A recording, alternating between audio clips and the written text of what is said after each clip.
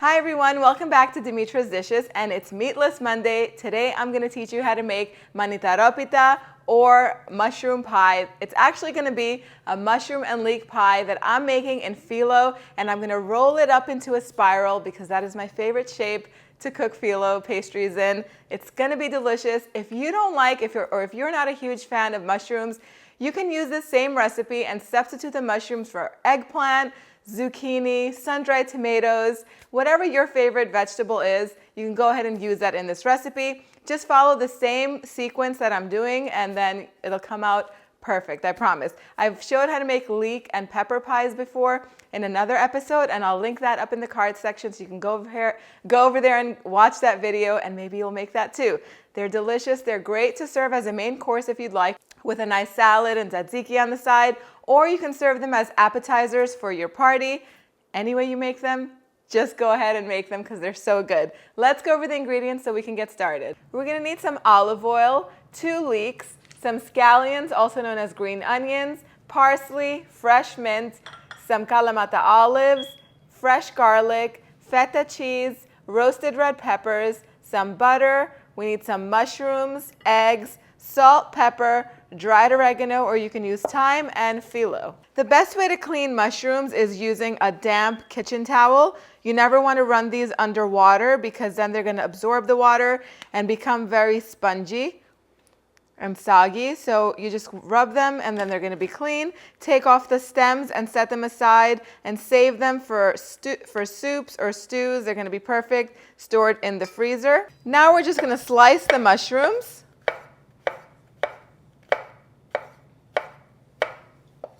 So I'm going to add a little bit of olive oil to the pan. And now I'm going to put my mushrooms in and cook them over medium-high heat until their juice is released and they're slightly golden. That should take about 8 to 10 minutes. Now we're going to prepare our leek by cutting off the dark green bits. You can save that for soups and stews. I'm going to cut off the end, slice it down the middle in half. And then I'm going to thinly slice it into half moons. I'm going to do the same thing with the second one. Once we're done slicing them, we're going to put them in a bowl filled with cold water.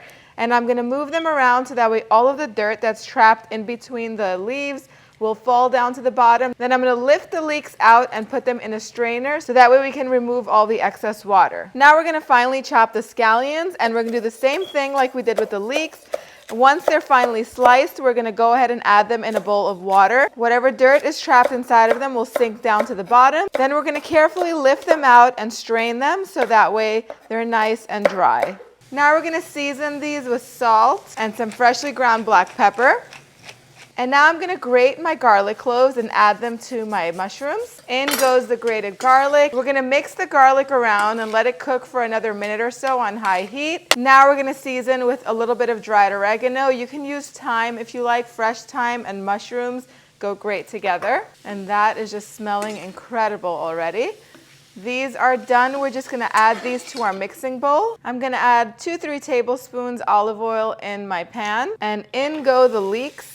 We're going to season them with a little bit of salt and let them cook until they're nice and soft. That should take about 5 or 6 minutes on high heat. And the leeks are ready. Now we're going to go ahead and add the sliced scallions. And I'm going to cook these through another 2 to 3 minutes on high heat, just until they soften up a bit. And 2 minutes is really all it takes because the mixture is ready. I'm going to go ahead and add this to my mushrooms.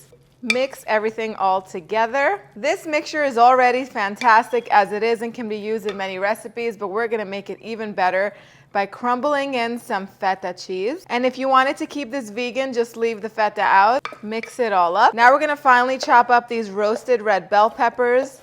Smoky, tender goodness. And I'm also going to chop up some Kalamata olives. If you don't like olives, you can leave them out and you can substitute something else that you do like in here. Maybe some sun-dried tomatoes would be great. And now it's time for the aromatics. I'm using parsley and a little bit of mint. I'm going to first chop up this parsley right here. And I'm going to finally chop up this refreshing mint because it's just going to brighten the whole dish up. And I'm going to whisk the eggs up. And we're just gonna put everything into the bowl. Mix everything up until it's well combined. Now, before you put the eggs in, you can definitely go in and give it a taste and see if it needs any more salt or pepper or anything like that. So you just wanna have everything ready now. A baking tray lined with parchment paper, your phyllo, make sure it's thawed and defrosted and at room temperature. Some melted butter, but you can use olive oil if you're keeping it vegan, and then the mixture. And I love to make spirals out of this, so you can do any shape that you like. You can make them appetizer size if you wanted to. We're gonna drizzle some melted butter on most of the sheet, about on 2/3 of the sheet. And then I'm gonna take about 2 tablespoons full of the mixture and just spread it across the bottom of the phyllo. You don't want to overstuff this because then it'll rip when we're rolling it up. And then we're just going to roll up.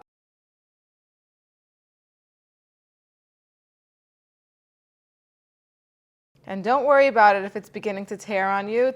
It's going to be okay.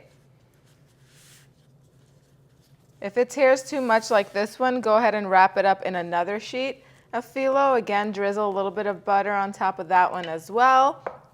Now, the best phyllo to use for this is country phyllo because it's thicker. This is the regular number 4 phyllo, and you might, jump into this kind of a problem when you're doing it. So no problem, just go ahead and double up on the sheets if you have to. It's not a big deal. And then go ahead and coil it